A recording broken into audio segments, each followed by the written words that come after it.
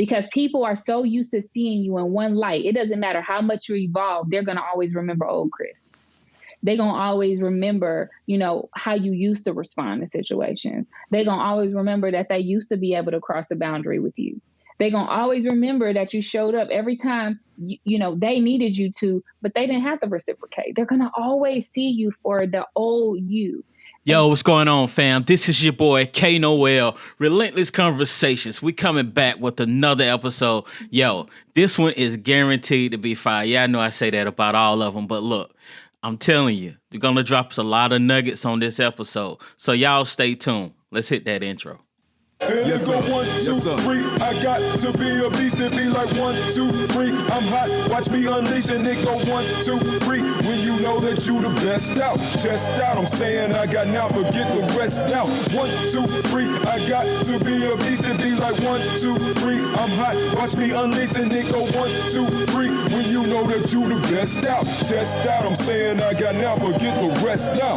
I rap with the soul of Frankie Beverly, amazed on these graceful beats, forever heavenly. They'll never be, none after me, unless we talking let us see, but get on high notes like I'm lettuce. It's the real dreamer and artist formerly known as. Yeah, I can't even cap with y'all. I get hyped every time I hear that intro. So it sets the tempo for the whole episode. But yo, check this out. This young lady that I'm about to introduce, we met around the way in the best speakers community that is around. I want to introduce you to my sister. We've been chopping it up, man. I think she posted something at one time and it hit home for me. So I want to introduce you all to Kris Lacy. How you doing, sis? I'm great. I'm so excited to be here. How are you? I'm doing great. I can't complain. It's a lovely day today. Yes, it is. It's beautiful. So this is how we're going to start it off. I always like to throw a curveball. So, great. Exciting. So how I want you to introduce yourself is, I want you to tell us who is the person before the person we see today. Okay. The person before you see today. I was a woman who did everything that I could to meet the expectations of others. I was the type of person who I've always loved people. That's never changed. But I was the type of lady who would sabotage myself by dimming my own light to make other people comfortable. I was also a person who, struggled with loving myself and seeing myself as worthy of the best, worthy of being treated well and loved well. I am someone who was afraid of being alone. And so I compromised and I sacrificed for people to be and remain in my life. That's who I used to be. Always an overachiever to some degree, but definitely not someone who was confident enough to do all of the things despite how anybody felt about it. Wow. I can definitely relate to that. So let's talk about the journey to where you are now. How did you, what steps did you take to stop the self-pleasing and become the woman that you are now? Well, it took a lot. So I actually come from a family who loves and supports me, but also had a lot of dysfunction due to just addictions and unhealthy relationship habits, lack of boundaries. And so with that, I sought love at an early age in all the wrong places. And I landed myself in a relationship, which ended up being my first marriage, and it was abusive. In every sense of the word. It was mostly mentally and emotionally abusive, spiritually, financially, and then there was some physical abuse as well. And that was some of that was in both directions. I was toxic as well because, that's what I was used to. And at one point, I remember the day is so vivid for me. I was in college. I was living off campus with my boyfriend, who ended up becoming my first husband, but with my boyfriend at the time. And we had gotten into a really big fight. And that fight led me to being thrown into this really big leather couch I remember we had. And it was the way that I was like thrown across the room. It was like, high speed, thrown into this huge couch. And I remember like falling over the corner of the couch. And I felt this pain in my stomach. I felt so sick, but whatever it was, after being choked up that night and police being called, I was like, I need someone to come and get me. I was away at college. I needed my family to come and get me. I packed my bags. The next morning I had a doctor's appointment to get my birth control. And when I went, they told me they could not give it to me. And that's when I found out I was pregnant in college. It was the very next day.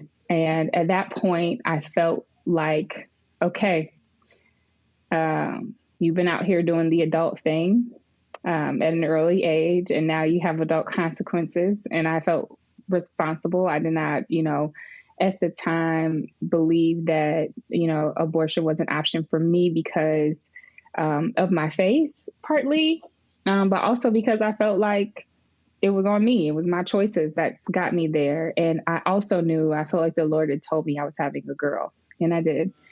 And it was at that point that I realized I had to learn to love myself in a different way. And that's when boundaries started for me. Fast forward, we ended up getting married. The physical abuse stopped, but there was still a lot of the other mental, emotional stuff. And our daughter was two when we were evicted in the middle of a Chicago winter. And luckily, I had some family members who were willing to take us in, my sister. And I remember when my ex-husband said he was going out for a cigarette, and he left, and he was gone. I didn't know where he went. We didn't know where he went at the time. And it took him a couple of weeks to return my calls. He took my car and was just gone. So I remember one day my daughter was crying up. We were in my sister's basement, and we were in the bathroom, and she was just crying. She just would not stop crying. And she's looking at me crying, and where's daddy? And she's like gagging at this point. And I remember looking down at her and saying, I'm sorry, I don't know where he is. And it was at that point where I decided like I would never be compromised like that again. I would never be in such a vulnerable situation, and I would never not love myself enough to know that, my daughter and I deserve better. At that point, that's when my self-love journey really started.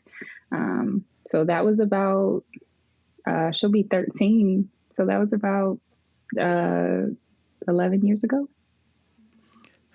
Wow. So you mentioned faith and the self-love journey. Mm-hmm. My question is, one, how did your faith play a part in all of this? And what did the self-love journey look like? That's good. The faith thing, God has always been with me. I didn't grow up in a household that went to church, talked about God much, or any of that. It just wasn't the focus of how we lived our lives. But my mom had a best friend, thank God, who I call my aunt.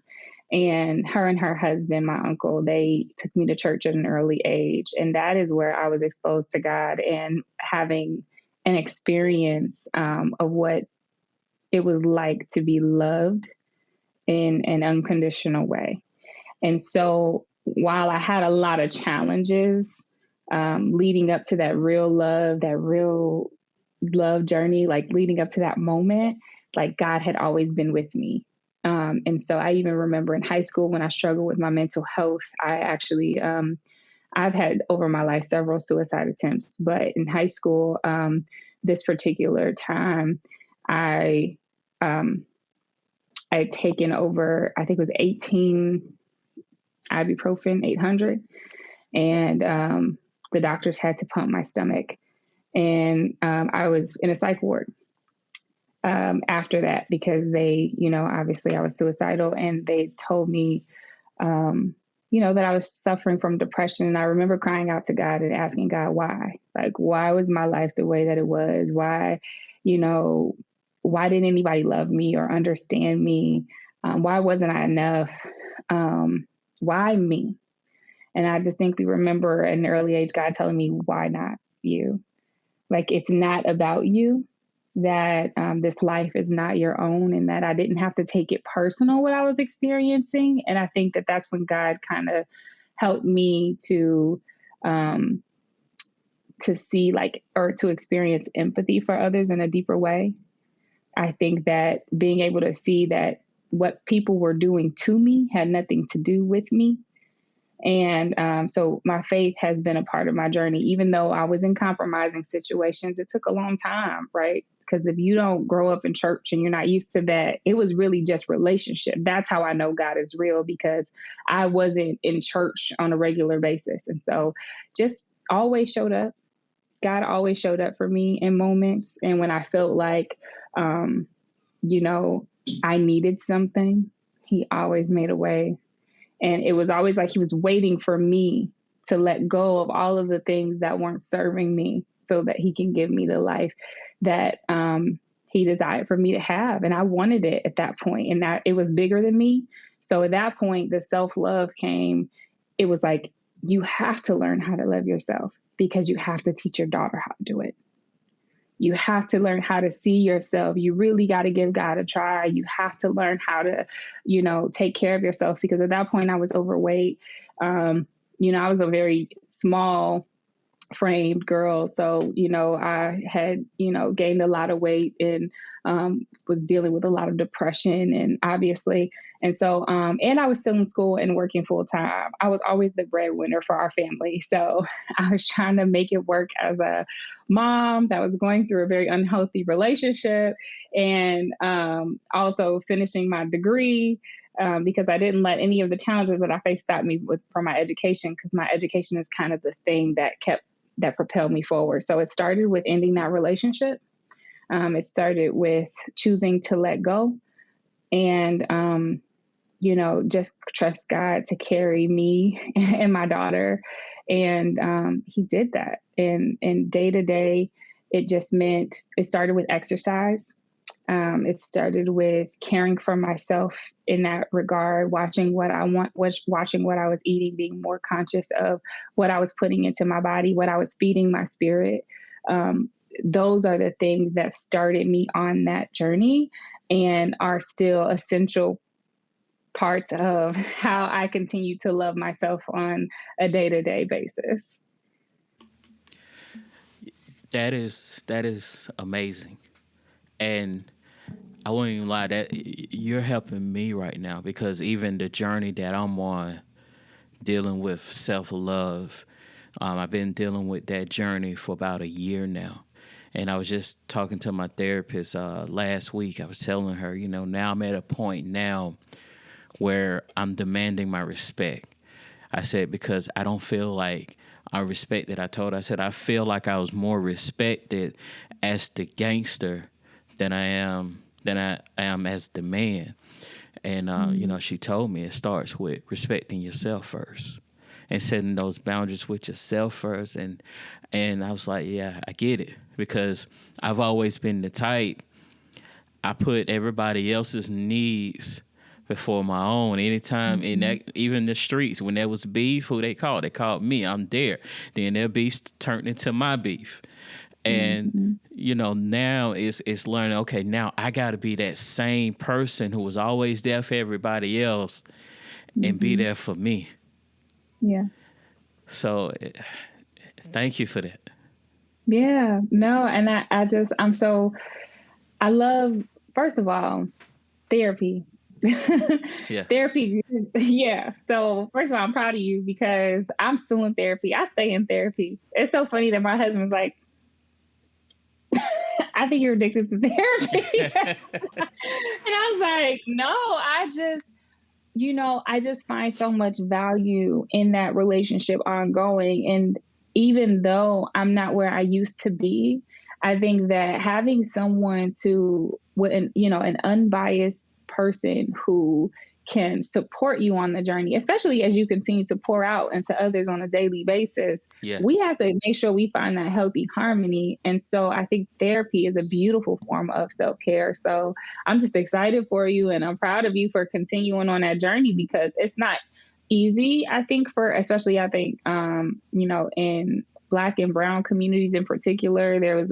I know that now mental health is talked about a lot more, and I think that people are more open to it, but particularly in our cultures where it's like, you don't tell nobody your business, or, Yeah. You got to figure it out on your own, or like for some reason you're looked at as weak or something if you're in therapy. But to me, that's where I find my strength, because to be vulnerable, to open up, to be willing to share your trauma and your struggles with somebody so that they can help you through it. Like there's so much power, in that. And so, I am, yeah, man. And that's exactly what I was going to say, was that it starts with you. Before, my business now is called the Renewed Life Wellness Company. But in college, when I found out that I was pregnant with my daughter, I was talking to a friend, and that's when, the idea of self-love, or how important it is to love yourself, came in. And so I came up with, my name was like Christy Love on social media, and love was Luve, and it was like love you first. That's why it was spelled with a U. Yeah. And I think that is always, and even in the Bible, it talks about how, to love your neighbor as yourself, meaning you can only love your neighbor as good as you love yourself. And I think that we forget that, and we think that scripture is like, love your neighbor, love your neighbor. And even sometimes in churches, they pressure you to like love people and all that, but you can't love nobody, if you don't know how to love you. And so that's respecting, that's boundaries, that is honoring your own, space and needs, and paying attention to all of that is so important, because then what happens is if we continue to serve others and we aren't serving ourselves well, we end up doing it for them from a selfish place. In other words, I'm taking care of you, hoping you're going to take care of me back. Man. Yeah. And then what happens is then the relationships either fail, or you become bitter and hardened and hurt because your relationships aren't reciprocal. We want to get to a place where we love ourselves so much that we're giving from the overflow of our cup. And when we're pouring into others, it's because we desire to, and it's because we have enough extra to give them, so much so that when they can't give us that back, it is not offensive to us. Now, I'm not saying don't use wisdom in relationship, because you do want healthy relationships, but not all relationships are going to pour back into you. There are some relationships that are just meant for you to flow into them. There are some relationships where people are just going to pour into you. Those are usually those mentorship relationships. And then there are relationships that are equal. So we have to, use discernment, but overall the focus needs to be healing for ourselves and giving from the overflow. I tell you what I love about that. I talked about this in another episode. I had gotten to a point that I was bitter with some of the brothers that I, was, at one point I was there for them during their hard seasons, their tough trials. But when I went into my toughest season last year, it was like they ghosted me. And not long ago, God dealt with me about that. And, he showed me that everybody is not meant to be there for you in your good seasons. And then there's some people who's not meant to be there for you in your bad seasons. But then there are those who can be there for you in both seasons, in and out.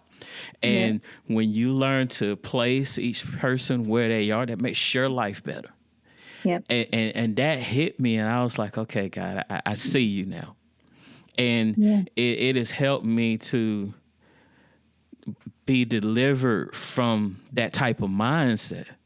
And, you know, even now, I got brothers with me now, man, who is there with me in and out of season. And, you know, and I can appreciate that. And even those who come into my life now, it takes some learning, but when I see what part of my life they're in, I know where to position them. And when I learn to know where to position them, then I'm not getting upset because I don't have these expectations of expecting me from them. And in all honesty, that's unfair to them. Yes, I agree. Well, that's good. That's so good. I agree. I think that I'm going to be really open. I have not talked about this publicly with anyone, but this is a good point. I had a relationship that was a mentorship relationship, and someone that I was coaching, and I became very close to this person, and they meant the world to me. I mean, I will be honest, they still mean the world to me at this point. We'll get into that, but they still mean a great deal to me. It's just that that relationship, I realized that it was never meant to be one of those two-sided relationships, like reciprocal relationship. We were not equals. I looked at this person as like a little sister, you know, someone that I loved, that loved me, that, you know, I would always be there for. At some point in our relationship, the dynamic shifted. And I remember the Holy Spirit saying, I don't remember the exact, but I remember the Holy Spirit letting me know in some way that it was like not supposed, she's not your friend. You know what I'm saying? Ooh. And not in a bad way, not like anything was wrong with her, but like where we were in life and what the relationship was intended for, I was always supposed to pour into her. She was not meant to pour into me. The things that she would do, she was so sweet. Oh my gosh. The things that she would do to pour into me were beautiful, but she should be able to do that whenever she felt like it on her own. But I should not be putting the pressure on her to show up for me as I would in certain reciprocal friendships. I was meant to be her big sister, someone that if she needed something, she could always come to me for advice, for support, for whatever for whatever. And that I wasn't supposed to place that on her. And that it was a very difficult season in my life last year. And I was going through some stuff both of my parents were sick. I lost a family member that was very close. And so I needed someone, and I placed that expectation on her. And when she didn't show up for me, I lost my mind. I did not act right. I'm going to be completely honest. Yeah. I did not behave well. And it severed the relationship. I think that what that did was it caused her to look at me in a different light, like, whoa, she might have even lost some level of respect. I don't know, because we never got to have that. I love reconciliation, but we never got to have a reconciling type conversation other than I'll always have love for you.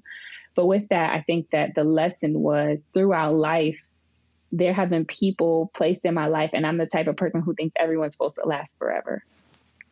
And I'm also the type of person who's like, every friendship is like a sisterhood. Every friendship is, super close. And it's like, no, there's levels, and you have to keep people at their level. And if you get them outside of that space, you potentially harm yourself, but also the person that you care about.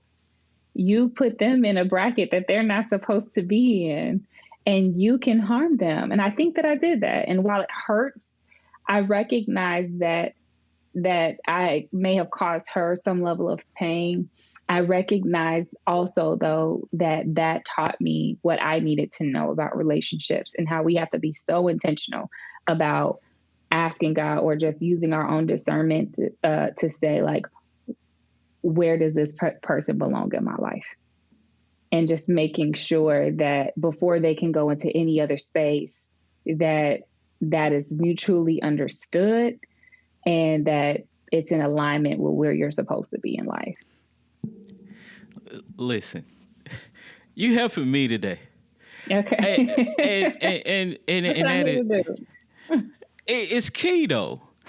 And especially when you have that good heart, you want everybody to be in that top tier. Everybody don't belong there. Like you said, it's dangerous for them too, because you're trying to put them at a level to handle and not only deal with you on that level, but deal with the warfare that you deal with.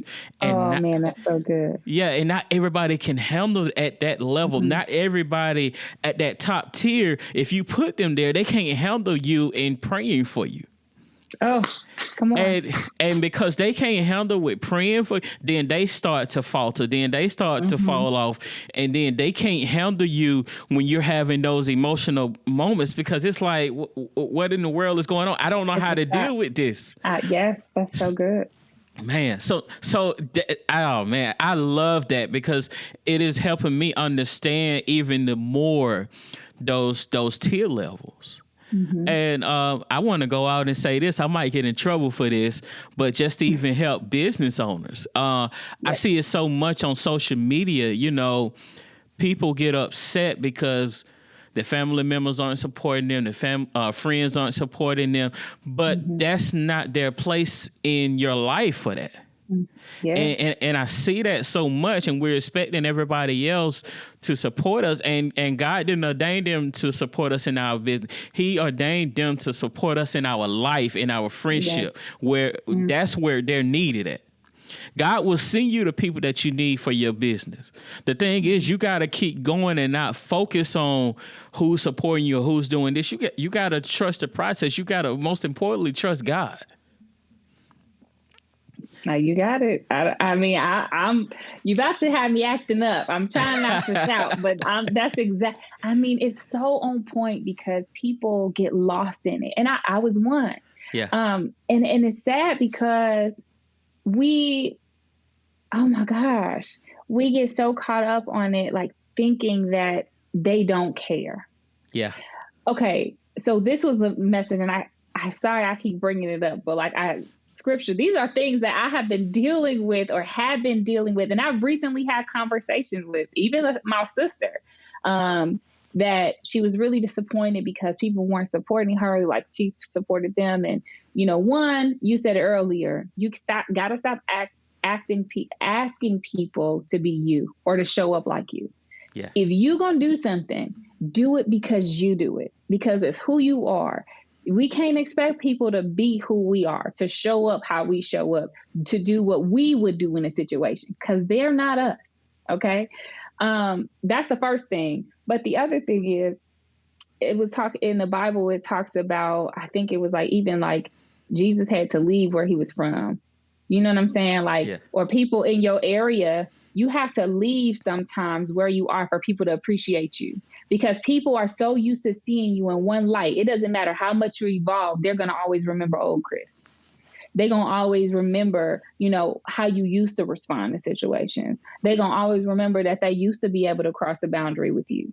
They're going to always remember that you showed up every time, they needed you to, but they didn't have to reciprocate. They're going to always see you for the old you. And so with business, even, it takes sometimes for the new relationship to occur, for someone to see you and say, man, that person is powerful. Man, I love what they bring to the table, because they get to see the aftermath. Some of the old folks got to see what you went through prior, and they might still have some judgment, or they might still have, or maybe she didn't really change, or is this real? But the new people, they get to see the refined version of you. And that's necessary.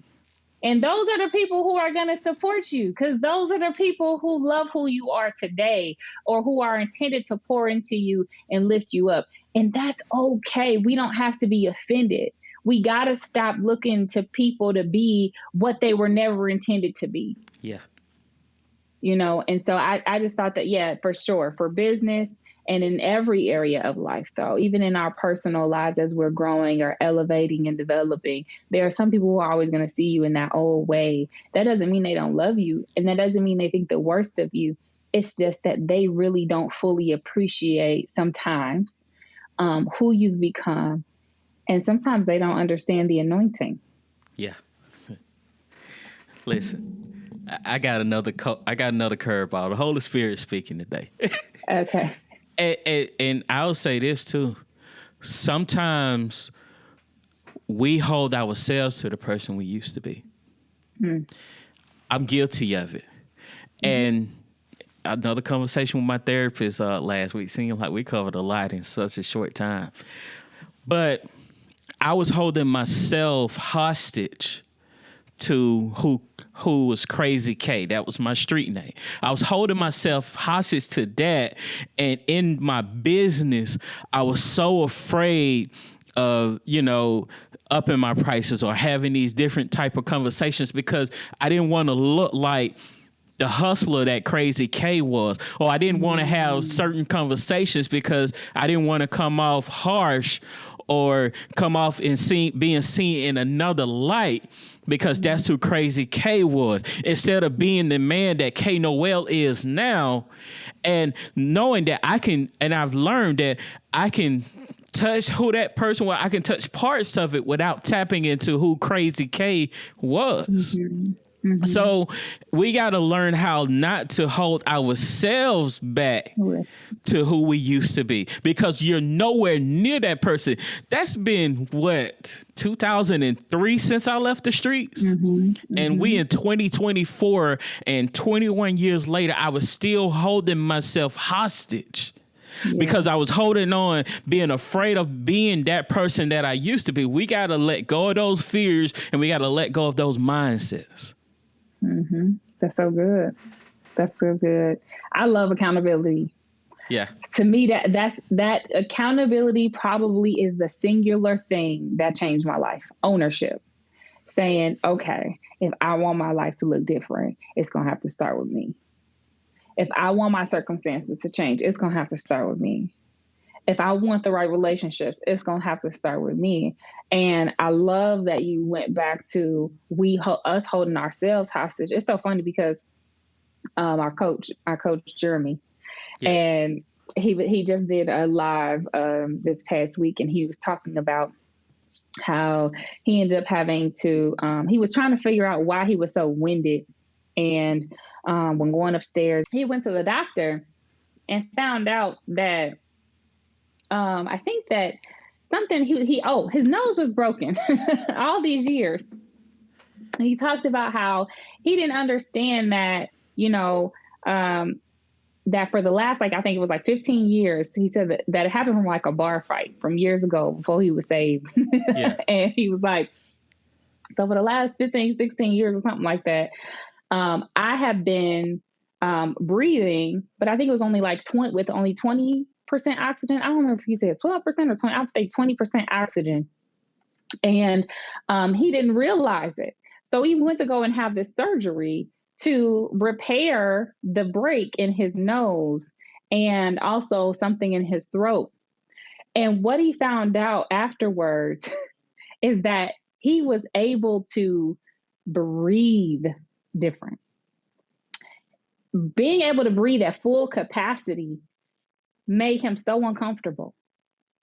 So much so that he was putting tissue in his nose to stop it, because all that air finally being able to come in and doing what it was supposed to have been doing this whole time made him feel vulnerable. Oh my God, how do y'all breathe at full capacity like this all the time? He didn't know.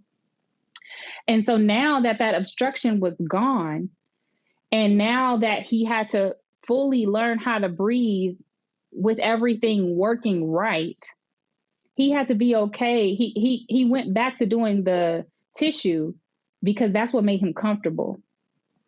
He added an obstruction because it was easier to breathe that way, because he was too vulnerable being this new person. He was too vulnerable having to breathe at 100% capacity. But what he had to learn is he had to embrace and accept that he was operating at full capacity. So he had to take the tissue out and learn. And it's a process, but he went back to what was comfortable. And I think that's what we do. We go back to what's comfortable. You know what I mean? We go back to what seems easy. But we have to understand that as we are developing, as we are growing as people, that it is a process. It's like, I love talking about how the brain is malleable and how you can change your habits. But changing a habit is like building a new pathway in your brain. When you are used to doing the same old things over and over again, that pathway becomes stronger. So imagine like a grass field, right? Before there are any highways, there was just plain, ground, right? It takes time. You would have to drive over that same spot over and over again before you start to see tracks in the ground, right? And you have to keep digging and digging and digging before a pathway is formed. And then that pathway then can begin to turn into like a street. And then the street can turn into a highway. It is a process. And so it's easy to go back to what we are used to, right? Because that's where we spent most of our time. We have all these old highways. Well, now we're starting to make the new path, and the new paths are hard. It's hard to drive through a field with your car. It's so easy to drive on the highway, right? And so we have to make up in our mind that we want to make the change. And so it's easy to go back to the old, but the new path is going to be so much more rewarding. It's so much more rewarding to operate at your full capacity. It's so much more like my coach. He can breathe at 100% now. Imagine how much stronger his keynote speeches are going to be. Imagine how much stronger his workouts are going to be, or how much more endurance he's going to have as he's playing with his children. Your life completely opens up when you choose to accept that you are new. Going back to what's old is comfortable, but it's nothing like experiencing the reward of accepting your greatness. Come on here. Listen, first of all, I had to look up a scripture because you brought up Jay's nose. And I was thinking, it instantly hit me, like, it's amazing how one little small thing can affect so much more. And and what I was thinking about that scripture, the little foxes spoil the vine. And it's such a little thing. And what we think is a small issue that we don't need to worry about. Oh, man. What we don't think is a small issue that we don't have to worry about can grow up into something so much bigger. Come on, Esther. When we think about Esther, I can't think of his name. I think Mordecai was her her uncle. Now I'm thinking about the other guy. I can't think of his name right now, but the opposition. Oh, yeah, I don't remember. If they would have they were supposed to kill everyone in the camp way back then when the opposition was younger.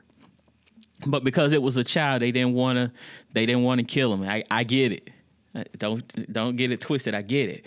But because they didn't deal with that small thing, it grew up into something bigger that they had to deal with later on down the road. And if you're not careful with not dealing with that small thing, it can grow up into something bigger than you ever expected. And now it seems like it's even harder to get rid of or to deal with. It's like a stronghold now. And why is it a stronghold? Because God is saying, well, I told you to deal with this back when, but you didn't want to deal with it then. So now you're wondering why you're having problems in your business. Now you're wondering why you're having problems in your marriage, because there were some things in the past that you did not deal with. It's important to deal with those small things as soon as God tells us, because it's a reason why God is telling us to deal with it right then. Remember, he's the Alpha and the Omega. He's the beginning and the end. He sees everything in between. So because he sees everything in between, he already knows what's happening. And that is why I'm telling you to deal with this. That is why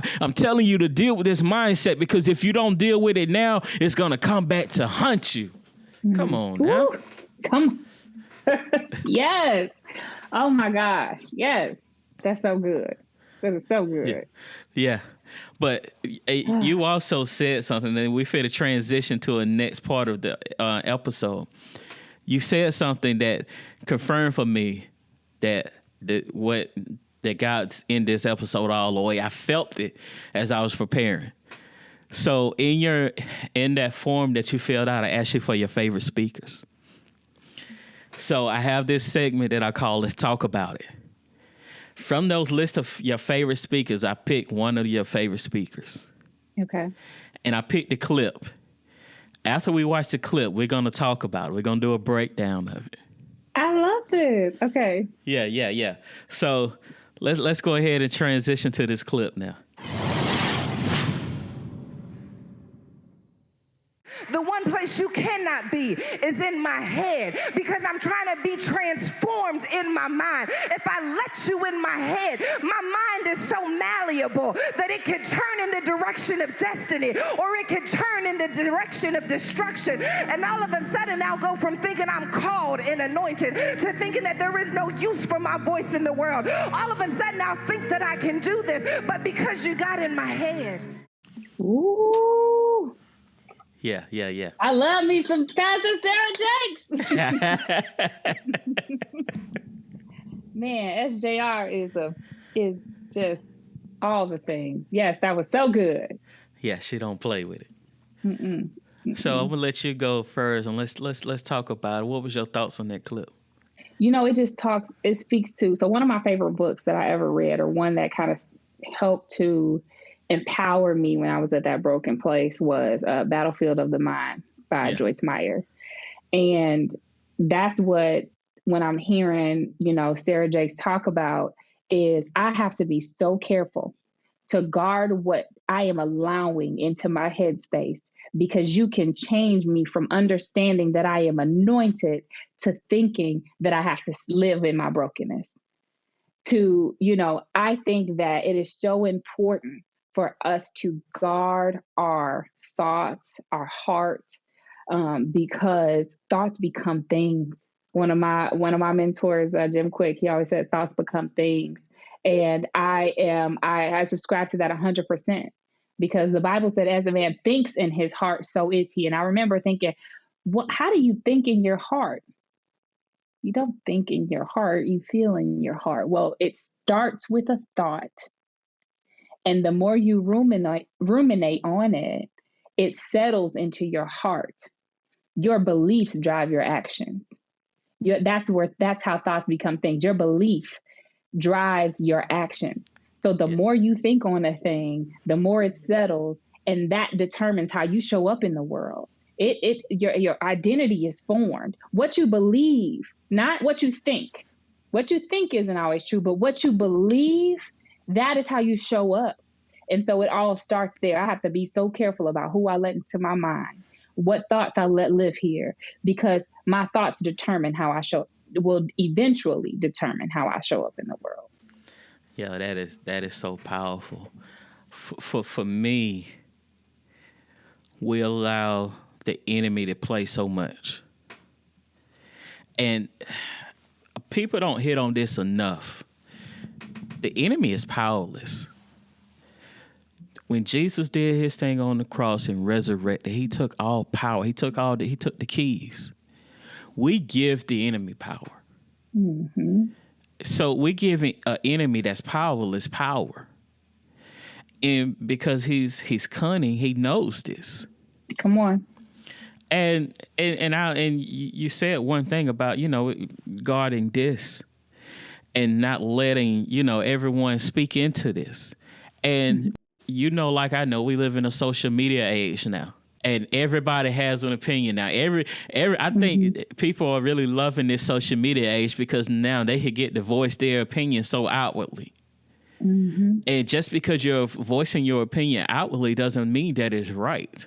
Mm-hmm. But now, it triggers something in the mind, and it gives them something to think about. It. And next thing what didn't make sense to a person, because some people are good with words. We know this as speakers. Mm-hmm. Some people are just that good with words, and it some kind of way it convinces them to agree with them. Yeah. And now we're causing a domino effect. It's a poison. We have a poison going on right now. Mm-hmm. And that is why it's so important to stay. That's why I'm reading books. I'm listening to the right podcast. I'm listening to the right motivation. All of that stuff is so important. Spending time in the Word, spending time with prayer, listening to God, because if not, we're falling astray to everything else that's opposing to what God is saying, because his sheep know his voice, and a stranger they will not follow. So many times now we're following that stranger. We have forgotten what God's voice sounds like, and now we're following strangers. And we need to correct this, because it's spreading rapidly. I agree. Yeah, I think that you made some really great points. And, social media is such a powerful tool. But if you're not careful, I don't remember who said it, but I heard somebody say, you become the tool. Yeah. Yeah, you become the puppet, so to speak. Like you just take in all of the information and start to do whatever you see, what everybody else is doing. You become the puppet. And I think that having confidence, knowing your identity and standing firmly in what it is that you believe. And for us, our faith, the word, what God says about us is so essential, because if we're not careful, people will tell us who we are. Yeah. If we are not careful, people will decide our destiny for us. Come on. If we are not careful, we will hear what's trending or see what's trending, when God said, I literally want you to do the exact opposite of what you see right now. Yeah. I remember in 2021, my business was doing better. I was doing mindset coaching, and I just launched my new e-course. It's called Get Your Mind Right. And I was doing better in business than I'd ever done before. Yeah. And my business was going really well. And I remember the Lord telling me, he said, to stop my business. And I'm thinking, well, why in God's name would I do that? Why would you want me to do that? I'm doing better than before. And he said, I would never call you to the world before I call you to your family first. Ooh. And at the time, I see it was this power thing, right? Because it's during COVID, everybody had to pivot. You got to find your way. Coaching became super popular. And it was like, you can be a mom and you can be a business owner and you can have it all and you can do all the things. And while I do think that is possible, yeah, I remember the Lord distinctly telling me that I needed to go against what culture said at the time. I remember the Lord specifically saying to me, it starts in the home of your heart, then the home of your family, and then I will let you out and serve everybody else. And that is not what I was seeing on social media. And had I not listened, I remember the Lord saying, you can continue, but my hand won't be on it. And it wasn't worth it for me. Yeah. Because I need you to do it. Because I know, I've always known, for some reason, I was one of those people who've always known, like, where I'm supposed to be and where God is taking me is so much bigger than I could ask, think, or imagine for myself, that I wouldn't even be able to stand alone in that space. Yeah. I would get beat up and chewed up, spit out. You know what I mean? Like, I know that wherever God is taking me is so far, even now, like far beyond anything I could think right now, that I wouldn't be able to live and serve in that place in my own capacity. I need God to be with me. And so being able and choosing to be obedient and go against what feels good, go against the grain, go against what social media and all of these other things that are popular are telling us, it is difficult, but it is the only way that we will be able to move forward with a firm foundation. Yeah, man, that is powerful. And that is why we as believers, we should be leading the way. Mm-hmm. But nowadays we're finding so many people, instead of leading, they're following. Yeah. Yeah. Man. We have to understand that we are the answer. Yeah. We are the solution that so many people seek. Yeah. But again, I think that so many of us, this is another thing, and this might be switching gears a little bit, maybe not, but another thing that's really popular is purpose. Living your purpose, living your purpose, living your purpose. And we're so busy pursuing purpose that we don't understand that purpose is a process. that it's every day. It's a process. And you don't get to that quote unquote end goal. It's like, I liken it to like an assembly line. I remember last year I was talking at a conference with Mike and Mike Moss and a group of our little friends that we met at the conference, and we were talking. It was amazing. Wait, and let me say this. Speaking of Mike Moss, because he don't block me. Brother Wiener, you going to unblock me. Why? Was it because of football? Yep. That's so funny. I remember.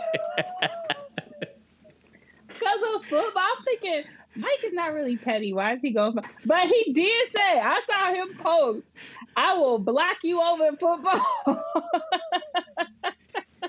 That is hilarious. I can't wait to show him this. Oh, okay, carry on with your point. I'm sorry. And I remember saying, like, life is like an assembly line. And I remember saying, like if you think of a car, like we love the like I'm a car body. I love cars, okay? And so I'm like, you think of the pretty car and the end result, you want to drive it and it's fast and it's beautiful, but we are like that in that so many of us want the end result, but if we skip steps, right? If we're going on this assembly line and God is like, okay, I got to put here. All right, I got to get the frame together. Okay, don't forget the wheel bearings.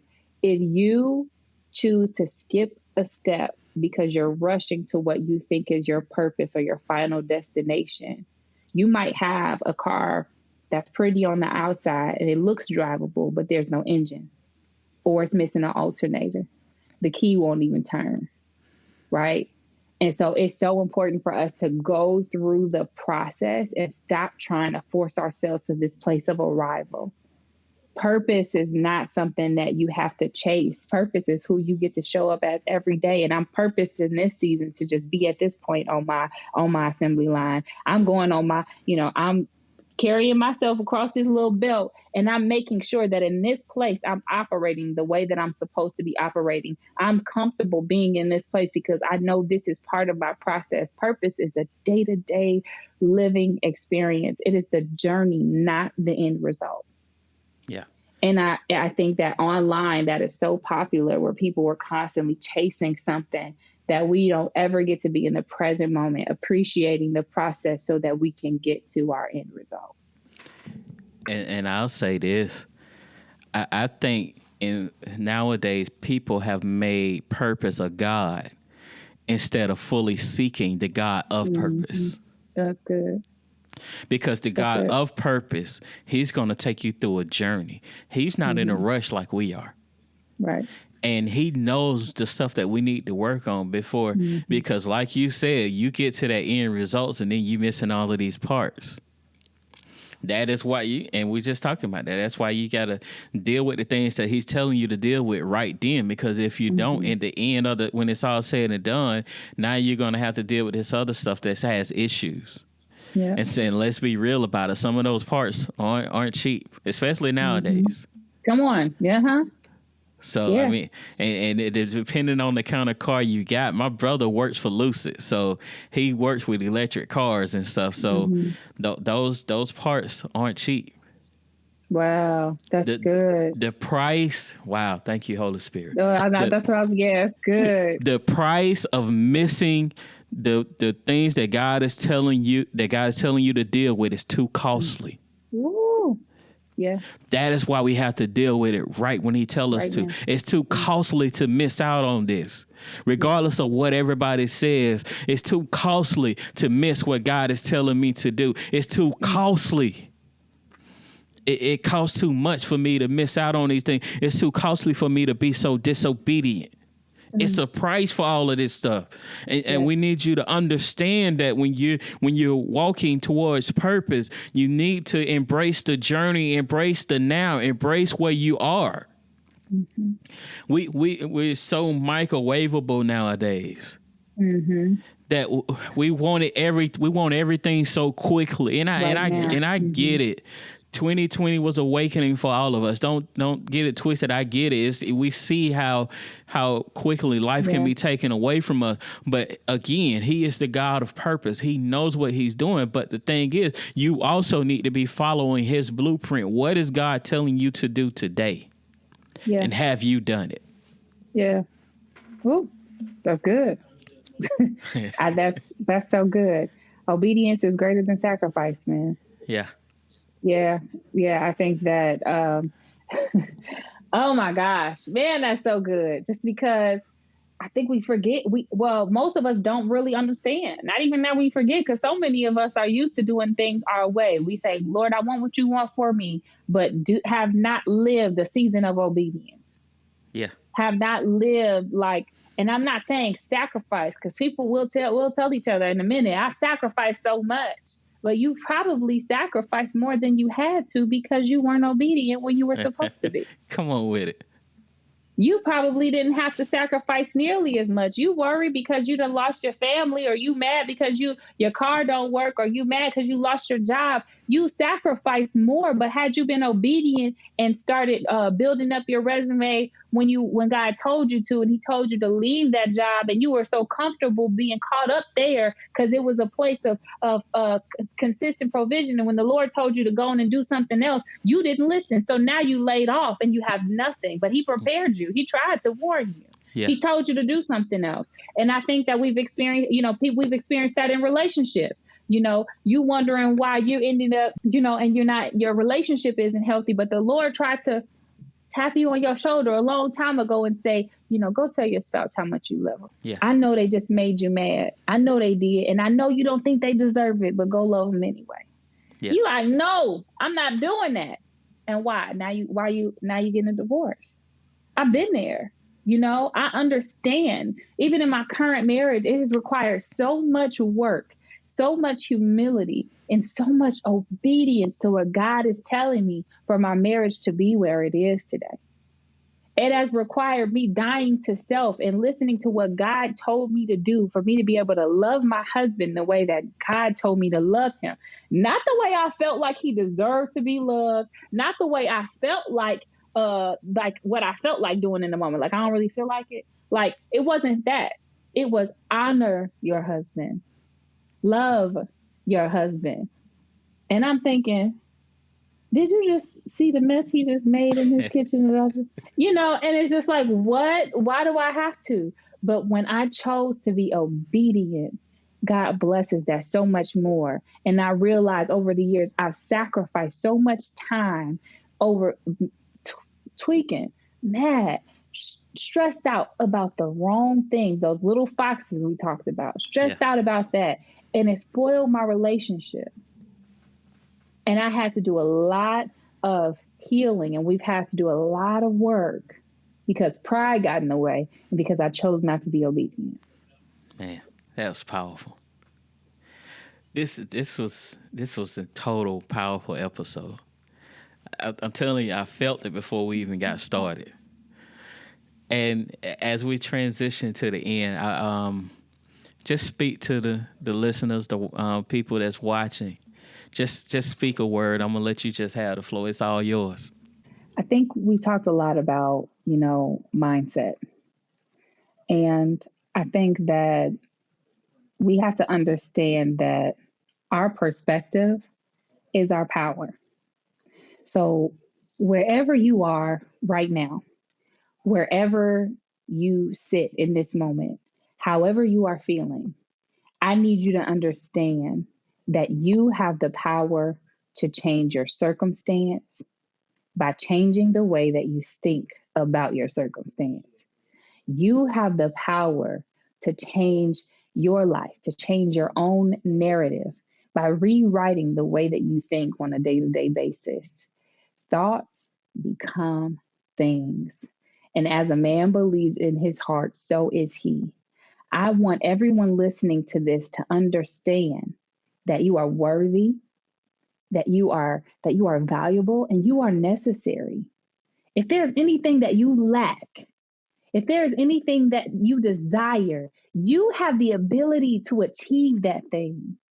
But it starts with the way that you see yourself. It starts with the things that you are saying and thinking to yourself. So take some time to manage your thoughts a bit, to thought prep. It's like meal prepping. All right. If you've ever meal prepped, and we know meal prepping can be tough. It takes some discipline, but it's good. I want us to take notice of what it is that we're allowing into our minds. I want us to take note of what it is that we're saying to ourselves and about our circumstances, and everything that does not align with what God's word says or about what God says about you. I want you to throw it out. I want you to get rid of it. All right. And I want you to start speaking over your life. And I want you to start confessing that you are exactly who God says you are. And as you change your narrative, you will understand that your thoughts eventually turn into beliefs. And as everything settles into your heart, now you will start to show up and be exactly who God says you are. Don't you dare dim your light anymore. Don't you dare hold back. Don't you dare try to be what everybody else said that you should be. I want you to be exactly who you know you are, who God says that you are. And you show up and you shine your light because you are needed. You are necessary. And you are loved. Come on with this thought prep, though. That's powerful. Yeah. Where can everyone find you on social media? Yeah. So I mostly live on Instagram. I do have a TikTok, but everyone on social media, I'm Kris Speaks Life. I have social media everywhere, but Instagram is kind of where I live. And so also you can, my website is krisspeakslife.com. So that's Kris, Kris, Speaks Life on all social media platforms. And then it's krisspeakslife.com. Awesome. Well, look, I just want to tell you, I appreciate you for taking this time out. Yo, it's powerful, empowering. And I love every bit of this episode. So I appreciate you. You already know. Yeah, I appreciate you too. Thank you so much for having me, for bringing me and sharing space and all of that, and your audience. I love y'all. Thank you so much. Absolutely. So for everybody that's watching and listening, y'all know how we do. No matter what time of the day it is, whether it's the morning, night, or evening, you all make the best of each day, leave no days behind, and you already know what I'm going to say. You be relentless. I'm K. Noel, your relentless motivator, and I'm out. Hey, aren't you glad? I'm bringing it back. My chains in the past. Yeah. Got my confidence back.